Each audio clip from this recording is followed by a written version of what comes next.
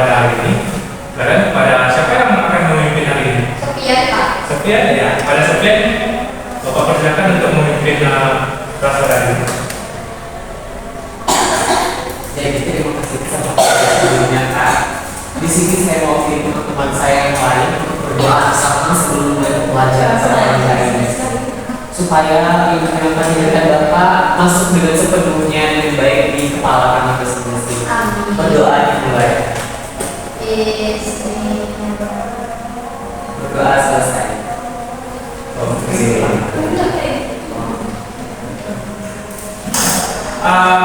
Baik, mungkin Bapak akan mengambil presensi kita pada hari ini. Siapa yang hadir? Hadir semuanya? Hasan, Pak. Mana ya? Oh, ini. Mana kakinya buka itu Pak? Udah satu, Pak. Gila, dari ke Mana yang berarti? Cabut apa? Cabut ya, Pak. Ada soal dan dia putusan untuk cabut ya Mas. Itu Mas kami berkesinambung. Selain dia hadir kan semuanya?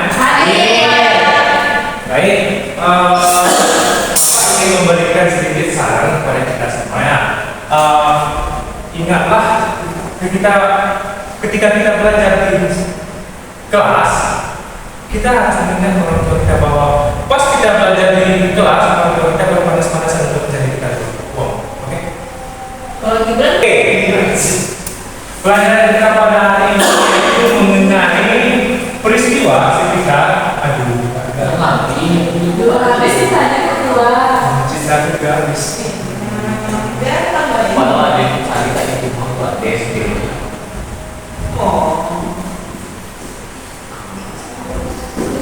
Kelihatan tak? Kelihatan, Pak. Kelihatan kok, Pak. Ya, baik. Hari ini kita akan mempelajari tentang sejarah, yaitu bagian proklamasi. Nah, tujuan dari pembelajaran kita pada hari ini yaitu Bapak berharap Anda semua bisa menganalisis dari latar belakang dan sambutan terhadap proklamasi kemerdekaan secara diakronis maupun kronologis dan secara sinkronis. Nah, ada tujuan dari pembelajaran kita pada hari ini yaitu menganalisis latar belakang dari peristiwa di sekitar proklamasi. Yang kedua yaitu ada menganalisis proses hingga detik-detik yang dilakukannya peristiwa teks pembacaan proklamasi. Terus yang ketiga ada menganalisis sambutan atau respon terhadap proklamasi kemerdekaan Indonesia. Ya, jadi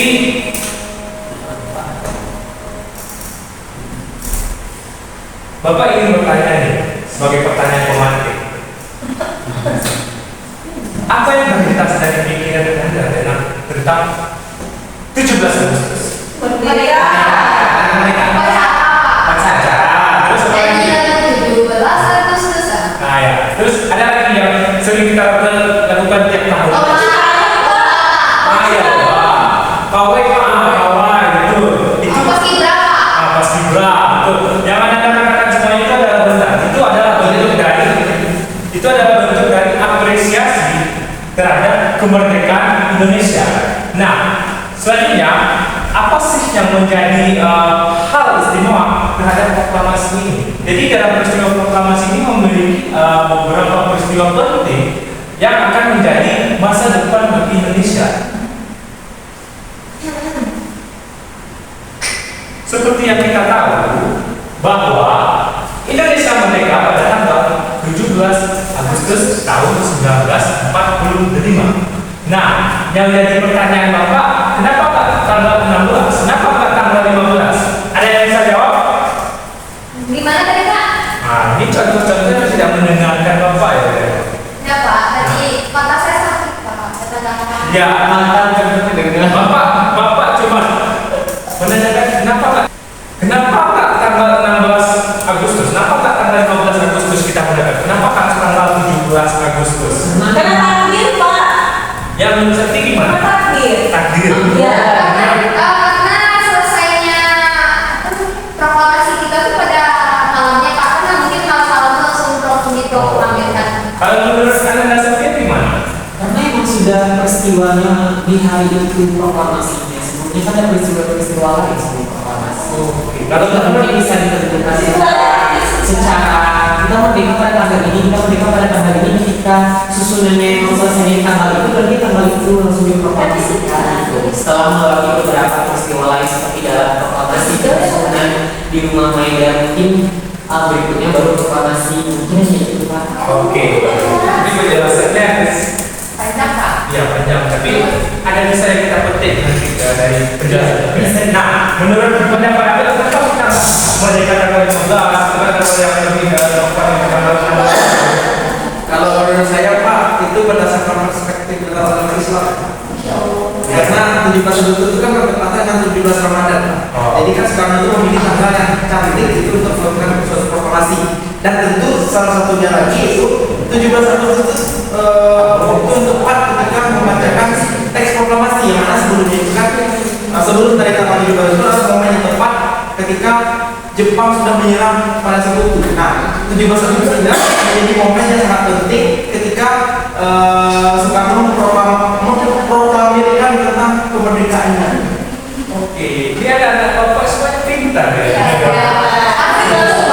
Iya, beneran ada sih apa? Oke. Ya Pak, tadi saya baca tadi ada apa Pak? Oke, jadi ini awal mula kenapa?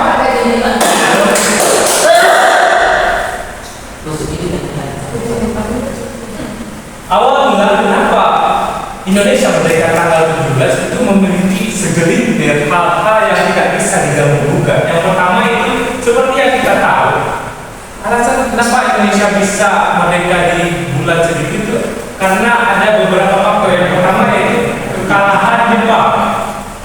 Kalah Jepang Pak. Kok dia bisa kalah Pak? Padahal kan dia kuat.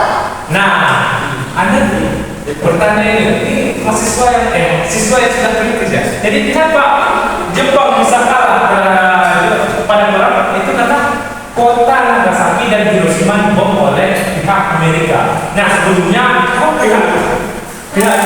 sebelumnya Jepang juga menyerang angkatan perang Amerika, lebih tepatnya di Hawaii, itu Pearl Harbor. Apa Pak? Pearl Harbor. Sebelumnya Jepang menyerang angkatan perang Amerika, lebih tepatnya di Hawaii. Nah, akibat dari itu pihak Amerika pun ingin menyerang negara Jepang dengan membom atau kota Nagasaki dan Hiroshima yang mengakibatkan kota tersebut hancur lebur dan tidak ada yang tersisa lagi. Sehingga orang-orang yang ada di Indonesia, orang-orang Jepang yang ada di Indonesia shock dengan berita tersebut. Nah, makanya itulah yang menjadi faktor kenapa Indonesia bisa merdeka.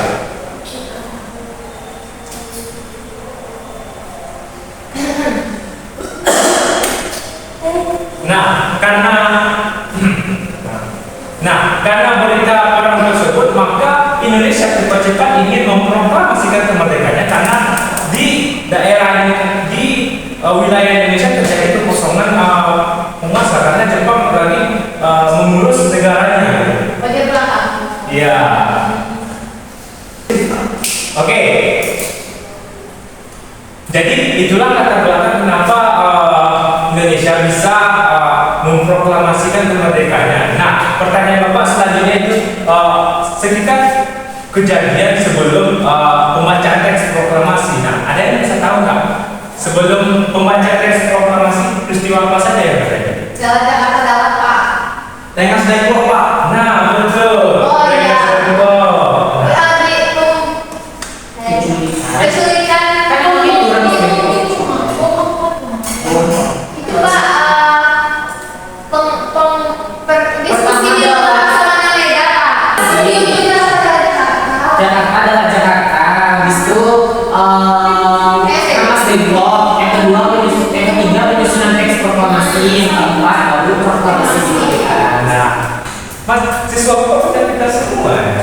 Nah, jadi kita akan membahas dulu pertama Rengas Dengklok. Kita harus secara kronologis ya, karena kan tujuan dari pembelajaran kita itu bisa menentukan peristiwa secara kronologis. Oke. Oke Pak. Kronologis itu apa Pak? Ya.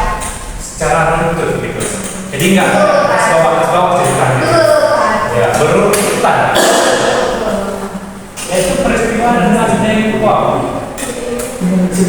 Nah, apa itu peristiwa Rengas Dengklok? Ada yang tahu? Penculikan Pak.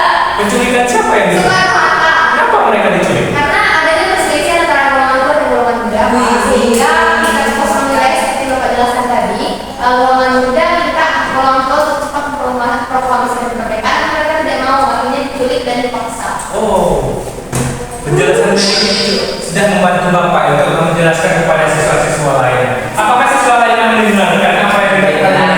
Mendengar, Pak. Jadi peristiwa Rengas Dengklok itu yaitu Soekarno-Hatta diculik ke Rengas Dengklok untuk tidak terpengaruh oleh pengaruh Jepang. Oh. Memang ada segelintir perbedaan pendapat dan perbedaan ideologi antara golongan muda dan golongan tua, sehingga Soekarno ini diculik bersama Hatta ke Rengas Dengklok. Oke. Pak. Nah, itu adalah peristiwa dari Rengas Dengklok. Yang kedua ada peristiwa perumusannya lagi. Apa ini? Perumusan apa, Pak? Proklamasi, ini judulnya proklamasi. Gimana sih? Perumusan teks, bukan proklamasinya. Perumusan teks, oke?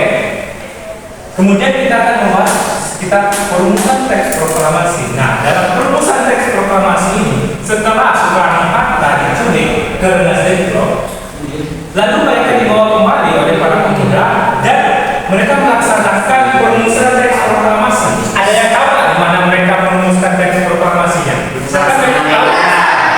Nah, di mana rumah Laksamana Maeda itu? Di Jakarta. Ya, di Jakarta. Lebih tepatnya itu di jalan.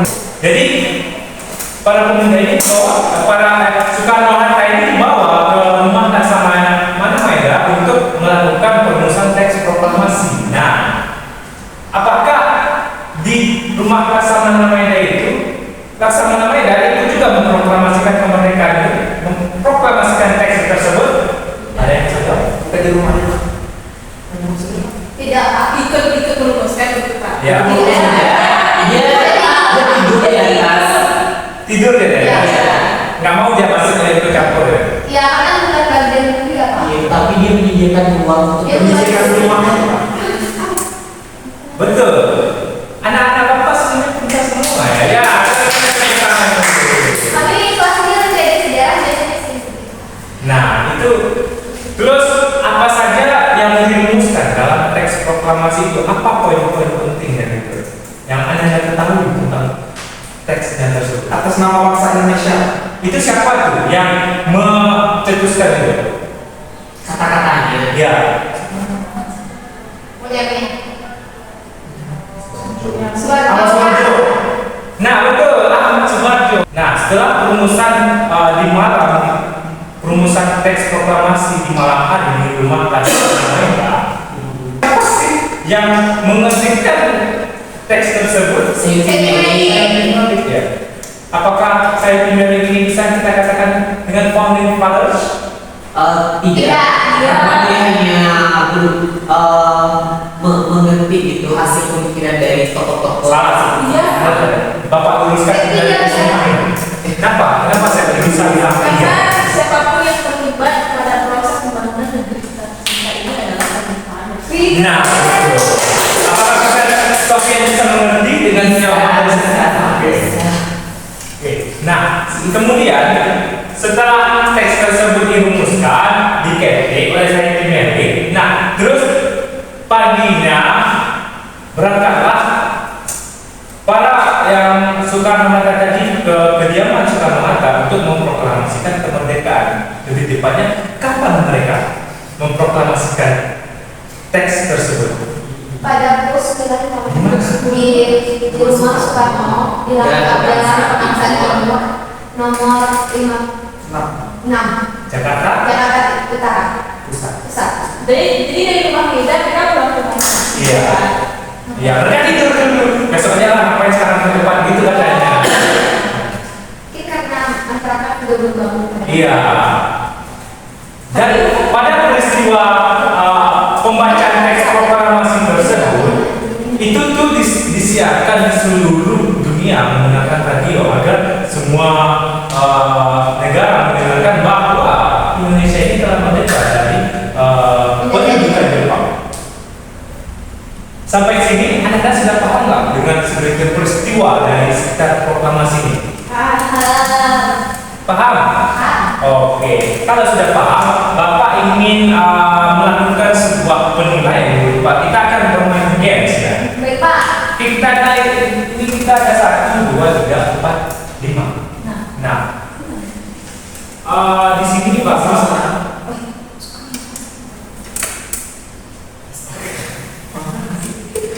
Di sini Bapak ada 10 pertanyaan karena kita tak ada fokus jadi Bapak ini ya. Kita ada 10 pertanyaan jadi kita Bapak ingin satu siswa mengambil 2 pertanyaan. Mungkin secara urutan aja ya. Dan mulai dari yang lainnya tolong mendengarkan. Mulai dari Septi mau memilih nomor berapa? Nomor 9. Tirai nomor 9. Apa alasan Septi memilih tirai nomor 9? Saya suka aja. Oke. Ya. Nggak kelihatan. Ini kelihatan kan? Oke. Nah, Apa itu? Membaca teks informasi tempat kegiatan. Pembacaan alat Insinyur Soekarno, Pak. Insinyur Soekarno. Oke. Yang lain bisa melihat? Bisa Pak. Jawaban dari Septi tadi apa? Insinyur Soekarno. Insinyur Soekarno. Coba kita klik dulu ya. Oh, ternyata benar. Oke, nomor 9 sudah terjawab benar.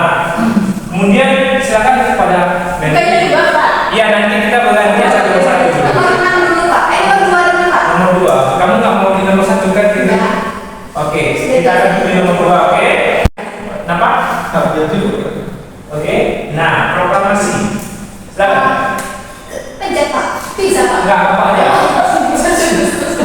Hah? 17 Agustus. Oke, kita Aksi Tuhan yang susah dong.